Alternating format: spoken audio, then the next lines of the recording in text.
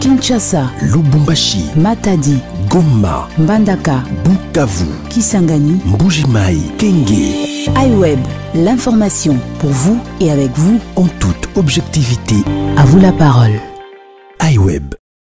Bonjour mesdames, bonjour messieurs et bienvenue à votre émission Top 15 qui reçoit pour vous monsieur Daniel Ngalamoulou Metchibwabwa. Il est l'un des communicateurs de IDPS Parti au pouvoir à qui je dis bonjour. Bonjour monsieur le journaliste. Voilà, avec lui nous allons discuter sur l'actualité sécuritaire d'abord.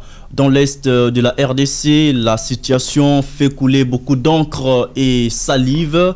La MONUSCO est là depuis plusieurs années, mais la situation reste inchangée dans l'est de la République démocratique du Congo. Là, c'est un échec selon plusieurs observateurs. Que pensez-vous? Est-ce que la MONUSCO a-t-elle réussi son mandat en République démocratique du Congo, ou bien elle mérite d'être... pourquoi pas chasser de notre pays? Bon, avant de vous répondre dans cette question, je vais d'abord vous relater ce qui a été la mission de la MONUSCO dans notre pays. Voilà. La MONUSCO avait plusieurs missions à effectuer sur les sols congolais. Lesquelles? La première était que la MONUSCO était venue pour aider notre pays à retrouver la paix et protéger les citoyens. La deuxième était à assister les plus faibles dans l'urgence. Troisième était de renforcer l'État pour consolider la paix. Cela veut dire que c'était pour aider la paix, c'était pour aider l'État à éradiquer tous les groupes de terroristes qui œuvrent à l'est de notre pays. Et parmi ces missions de la MONUSCO, laquelle a réussi selon vous? Bon, par rapport avec ce qui est comme l'actualité du jour, je veux que la mission de la MONUSCO dans notre pays tente à réussir aussi à 60% d'après moi, d'après ma conviction. Parce que si on peut parler de la sécurité à l'Est, elle était venue pour consolider la paix, oui, et restaurer aussi la même paix pour éradiquer tous les groupes de mouvements terroristes en République démocratique du Congo. Alors, vous-même, vous êtes témoin des conflits qui opposent notre État avec les mouvements terroristes M23 soutenus par les Rwandais. Oui. Quand l'État congolais avait demandé auprès de la MONUSCO de pouvoir nous soutenir pour éradiquer ces mouvements-là et consolider la paix à l'est de notre pays. Le chef de la MONUSCO, lui-même, le secrétaire général de l'ONU, M. Antonio Guterres, oui, vous-même, vous êtes témoin qu'il avait dit à la face du monde que nous sommes incapables d'engager la guerre contre les M23. Le M23 a des armes sophistiquées. Est-ce que le rôle de la MONUSCO, c'est de faire une guerre contre les rebelles? Mais quand on dit d'éradiquer les groupes armés là, cela veut dire à quoi? Ça dit qu'il y a plusieurs façons d'éradiquer. Oui, il y a plusieurs façons. Il a plusieurs façons telles que la façon diplomatique et aussi la façon. L'autre façon, c'est quelle façon? C'est la façon de renforcer nos phares d'essai, de pouvoir avoir aussi les moyens de défendre aussi l'intégrité de notre pays. Cela veut dire qu'elle devra mettre à notre disposition les moyens pour que notre force nationale, qui est la FARDC, puisse avoir aussi la façon de défendre. Donc c'est la MONUSCO qui va mettre des moyens dans l'armée, alors que nous sommes un pays démocratique, indépendant, et c'est la MONUSCO qui viendra vous doter des moyens pour combattre les rebelles. Ici, la MONUSCO représente qui, monsieur le journaliste? La MONUSCO représente les Nations Unies. Vous oubliez que c'est les Nations Unies qui avaient... C'est la plus grande mission des Nations Unies dans le monde. Oui, vous savez que c'est les Nations Unies plutôt qui avaient interdit notre pays de ne plus se procurer des armes qui devaient faciliter notre armée notre armée de défendre l'intégrité de notre pays. C'était pour des raisons évidentes. Vous dites que la MONUSCO a réussi son mandat à 60%. Soyez plus concret. Sur base de quoi vous pondérez à 60% la réussite du mandat de la MONUSCO alors que la population est toujours tuée dans l'est de la RDC depuis près de 20 ans, il y a toujours la guerre. Il y a des groupes armés qui équiment l'est de la RDC. Et vous dites que la MONUSCO a réussi son mandat à 60%. Prouvez-nous. Quand je vous ai parlé qu'il a réussi à 60% là, je vous ai invoqué l'une de ces missions ici pour vous dire qu'il est venu pour aider aussi les plus faibles en urgence. Vous voyez qu'avec la présence de la MONUSCO ici, nous avons les organismes qui sont en train de nous aider sur le plan humanitaire ici. Qui sont même pour le moment à l'est de la République en train d'aider la population. Vous savez aussi, la MONUSCO nous a aidés, ici dans tous les 3 processus électoraux que nous avons connus dans ces pays. En 2011, en 2006, commençait d'abord avec 2006, 2011, 2018, la MONUSCO nous a aidés avec ce matériel qui nous avait permis de distribuer aussi les appareils de la CENI partout, partout dans les pays. C'est la MONUSCO qui nous avait aidé sur le plan logistique, avec ces avions, avec ces... Bon, tout ce que vous-même vous connaissez là. Voilà. La MONUSCO nous a aussi aidé sur ces plans-là. Quand nous avons connu les 3 élections dans ces pays, la MONUSCO a aussi contribué. C'est sur ce point-là que je vous ai dit qu'il a tenté de réussir sa mission à 60%. Nous avons connu les cas Kamouina Sapou ici, à la République démocratique du Congo. C'est la MONUSCO qui avait intervenu au Kasaï pour que la paix puisse entrer dans cet état-là. C'était dans les années 2016-2017. Vous-même, vous êtes témoin parce que vous êtes Congolais. Alors, l'actualité, c'est aussi l'industrie, un secteur très important dans le gouvernement. L'industrie, nous avons l'agriculture également, les infrastructures routières. Ce sont des secteurs un peu oubliés par le régime actuel. Apparemment, le pouvoir en place ne met pas un accent particulier sur ces 3 secteurs. Je peux vous affirmer que le régime actuel n'a pas oublié l'un des secteurs parmi les 3 secteurs que vous venez d'évoquer là. Vous-même, vous êtes témoin de ce qui est en train de se passer actuellement avec le pouvoir en place, avec le gouvernement actuel sous l'impulsion des chefs de l'État, Félix Antoine Tshisekedi Tshilombo. Le Congo vient de bénéficier des usines. Ça, c'est sur le plan industriel. Nous, auparavant, nous n'avons pas des usines ici au Congo. Au moment où je vous parle ici, il y a... Des usines qui produisent quoi? Il y a la construction d'une usine au niveau de l'écologie pour commencer, une usine de raffinage pour commencer à raffiner l'or, notre or propre. On va commencer de les raffiner au niveau de l'écologie là, par notre propre usine. Quand on va au niveau des sites Kivu, il y a aussi d'autres usines en pleine construction. Il y a aussi une usine là. Cela va commencer à nous servir pour le raffinage de quoi? De cobalt. C'est une usine qu'on est en train de construire pour le raffinage de cobalt. Nous avons aussi l'actuel ministre de l'Industrie, qui, Excellence Julien Paluku. La fois passée, était abandonné. Il était allé aussi lancer les activités de la construction d'une usine qui va commencer à produire de l'huile. D'un moment à l'autre, le Congo sera compté parmi les pays, les pays exportateurs de l'huile ici en Afrique. Parlons de l'agriculture. Qu'en est-il? Qu'est-ce que le pouvoir a pu faire pendant les 4 ans qu'il est aux commandes de la RDC? Avant d'entamer l'agriculture, je vais vous répondre à ce qui concerne les infrastructures routières. Okay, vous-même, vous êtes témoin. Sur ce point-là, vous ne pouvez pas me poser la question parce que vous êtes témoin avec vos propres yeux. Ici à Kinshasa, vous voyez ce que le gouvernement provincial dirigé par M. Ngoubila est en train de faire. Le gouvernement provincial, qu'il me soit permis d'achever d'abord ma réponse. C'est une façon de vous relancer. Le gouvernement... Il y a à Kinshasa 0 trou. Aujourd'hui, il y a des trous partout à Kinshasa. Non, messieurs les journalistes, soyez d'abord sincères.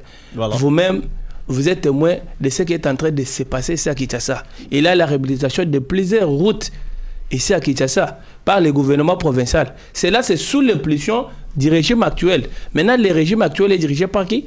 Est dirigé par un président qui est l'émanation de notre parti d'EPS. C'est pourquoi nous sommes devant votre micro pour défendre les régimes et le gouvernement congolais. Maintenant, par rapport à l'agriculture. Par rapport à l'agriculture, là, vous-même, vous savez que le secteur là, ici au Congo, n'a pas quand même, bon, j'ai manqué un terme que je peux vous dire, mais vous savez que la République démocratique du Congo jusque-là demeure un État importateur. C'est le plan de l'agriculture. Je sais que avec l'amour que le gouvernement congolais a pour ce pays, avec le temps, on se gérera pour améliorer ces secteurs-là de l'agriculture. Parce que sur ce plan-là, notre État jusque-là, c'est un État importateur. Il n'est pas un État exportateur sur le plan agricole. Voilà, il y a d'autres secteurs aussi importants que ces secteurs évoqués tout à l'heure. Nous avons le panier de la ménagère. Il y a hausse des prix, je dirais même hausse vertigineuse des prix des produits de première nécessité dans le marché. Il y a autre secteur, le chômage. Un taux élevé de chômage en République démocratique du Congo, mais également la production locale qui est quasi inexistante en fait. Vous venez d'avouer tantôt que nous dépendons plus de l'extérieur. Alors ces secteurs-là semblent être oubliés par les régimes actuels alors que le quinquennat du président tend vers sa fin. Bon, monsieur Loujangi, ce que je peux vous répondre est que, et d'abord avant de vous répondre, je vous dis qu'il y a une adage qui dit: celui qui souffre a besoin de la compassion des souffrants.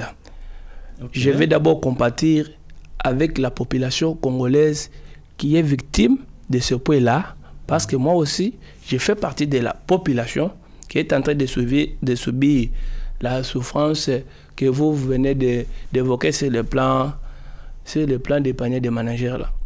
Maintenant, ce que je peux vous dire est que notre pays, notre population plutôt, doit retenir ceci.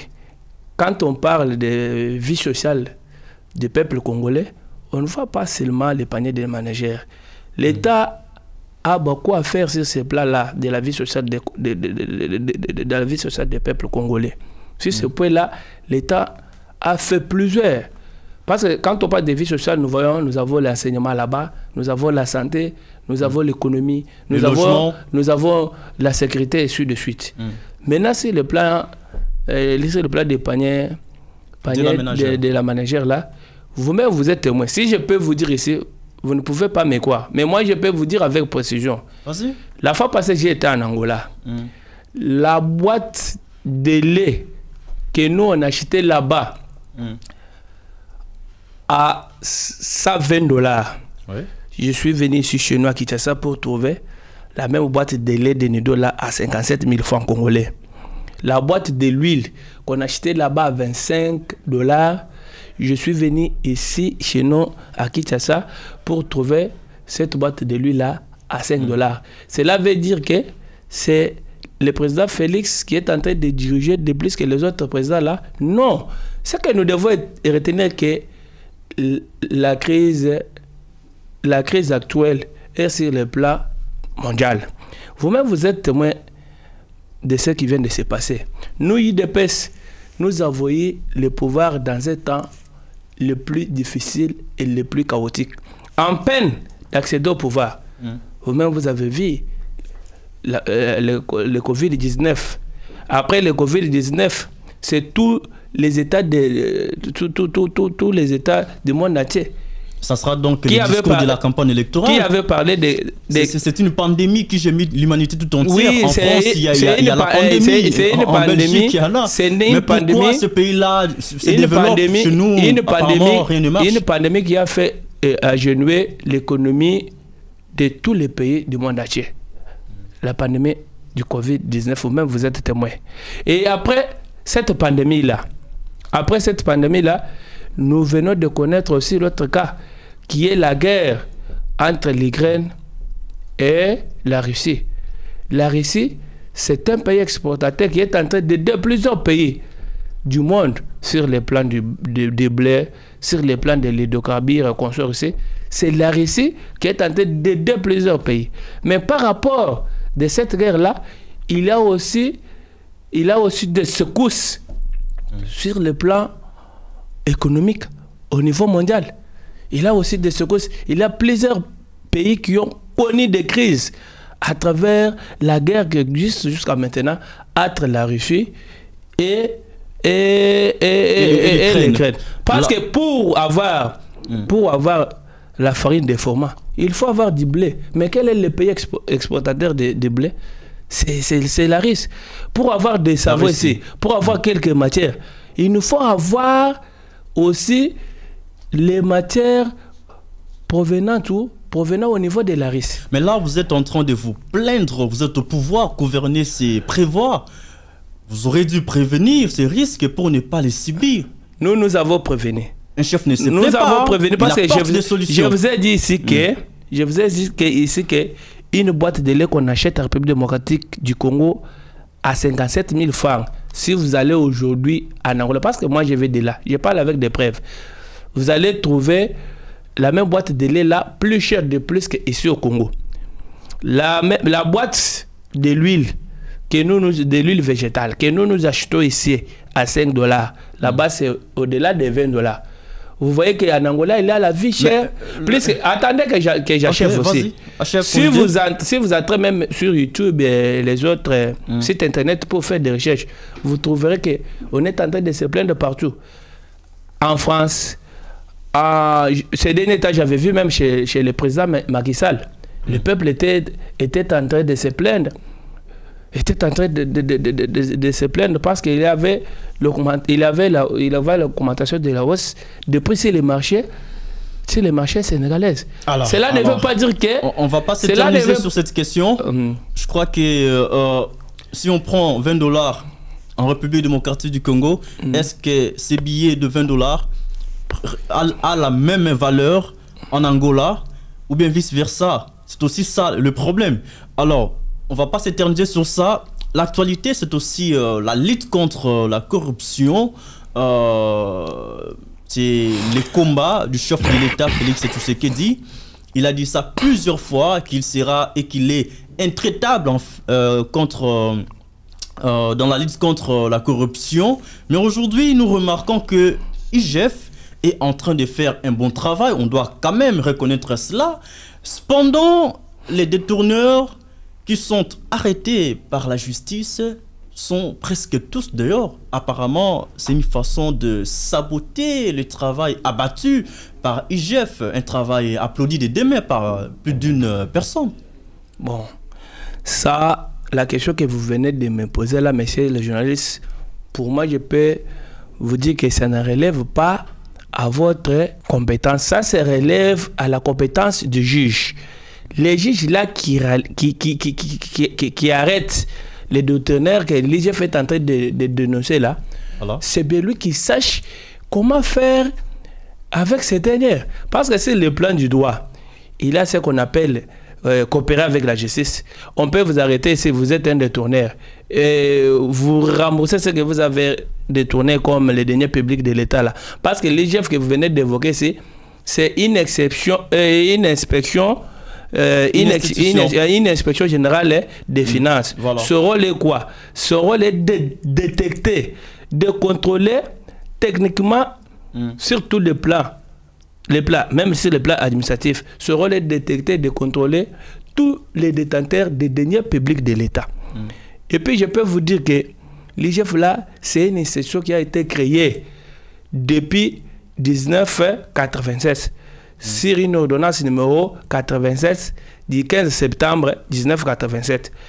Mais voilà que le peuple congolais vient de connaître qu'il y a une institution au sein de la présidence de la République appelée l'IGF sous quoi? Sous le régime de notre président.